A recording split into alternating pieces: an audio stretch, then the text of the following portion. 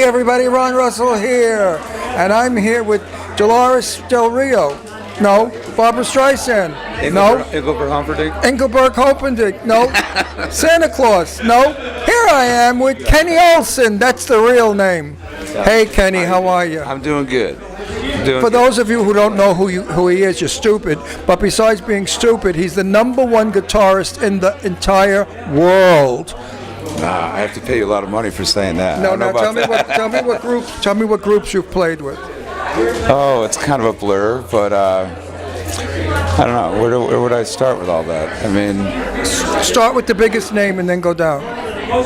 Well, I guess for many years, from I guess mid '90s to 2006, I was with Kid Rock, Twisted Brown Trucker Band through that crazy heyday, and I'm still alive, which is amazing. No, I'm still here to tell that, But I don't know, just through the years, I've been so blessed to work with. I don't want to name drop so many. No, you have to name drop. That's what we do. Yeah, because otherwise, I pulled the mic away, hit you in the head with it. Okay. So you have to name drop. I don't want someone sweeping. It's definitely compulsive. I mean, I've been blessed because I've got to work with a lot of people that I, growing up in Detroit. I'm a Motown native, and Motown. Yeah, so like so Motown, Detroit, Rock City, all that stuff poured into me, and all those seasonings, and I was very blessed to be influenced by so much great music, and through the years I was able to work with some of these people from Mary Wells, Shaka Khan to Les Paul. Did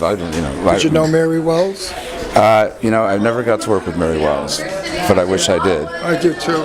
I love Mary Wells. Yeah. So what are you going to tell me about music? And if anybody out there wants to follow you in your footsteps, what kind of a recommendation would you say? Like, don't do it, or do it? I know. Sometimes it's, I think this life chose me. I don't know if I chose it, so that's a hard question to answer. I mean, obviously, I love what I do. I'm grateful for what, the blessings I've had and be able to do what I love doing and make a living at it. So I can't complain, but it's the music industry also is nothing like what it used to be. I'm sorry, I should be looking over here at the camera. But it's taken, so much soul and substance gone from it, and it's hard for musicians to really make a living, but I wouldn't let that stop anybody. I would never want to stifle anybody's creativity or chasing their dreams, because it's always changing. If you had it to do all over again, would you do it all over again? The nitty-gritty stuff, the hard stuff. Yeah. Would I know what I know now, too? Mm-hmm. Oh, that'd be awesome. I can handle that easily. Now, what makes you #1 guitarist in the world? I've never heard me being #1 guitarist, but, Yeah, I was told you are a modest man. I heard his guitar tonight. Let me tell you, kids, he did a ding-ding-ding-ding. That went completely out of my brain. No, I just, guitar to me, it's like, I would say to musicians out there is finding your own voice in it. Because even just me being a guitar player, it wasn't just guitar players that influenced my approach to playing. It was everything from, listening to, like a singer, like someone like Gladys Knight. I'd hear her sing when I was little. Bring tears to our eyes, that emotion. It's like, I can't sing like that.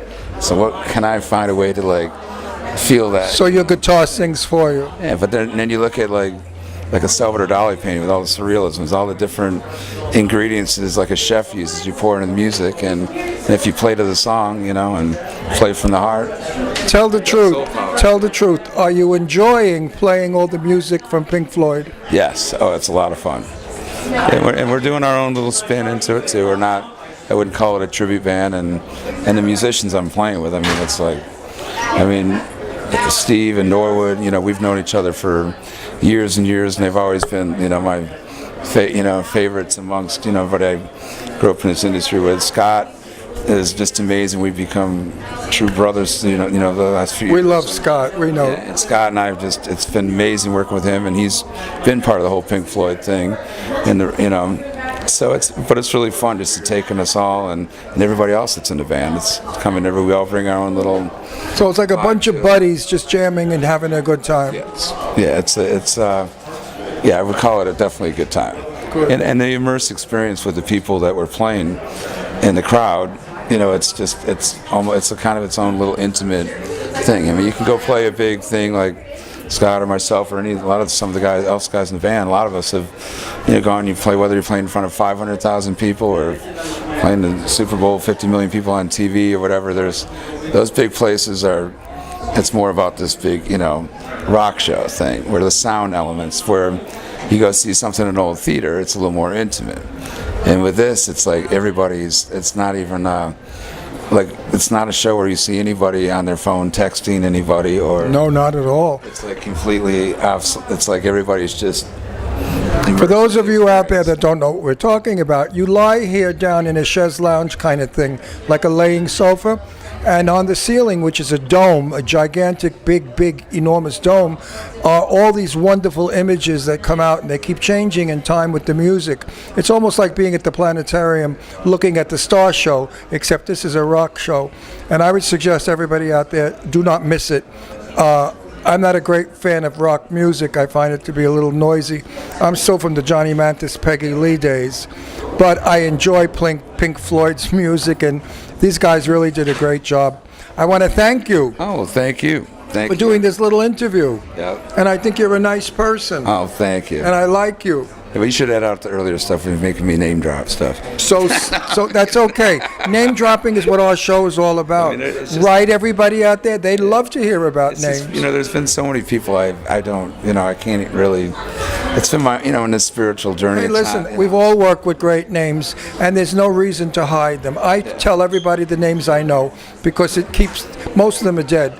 And I love to bring the memory of them back. That's been one of the hardest things too, with like a lot of, the people that I have been blessed to have worked with, they have passed on, and it's so using their names keeps them alive. It is. So they're like alive. They became a part of everybody. On a happy note, true artists. Everybody come and listen to them play. He's great. He plays a fabulous guitar. I mean, you cannot miss his guitar. To say all that. Huh? I said, I got to give you some money for saying all these nice things. No. And you know what? He just started playing it 3 days ago. He used to play on a cigar box with rubber bands, and then he thought, gee, maybe I could do this for a living. Right? Yeah. Anyway, thank you so much, and good luck to you, my friend. Oh, thank you. Take care. Bye, everybody.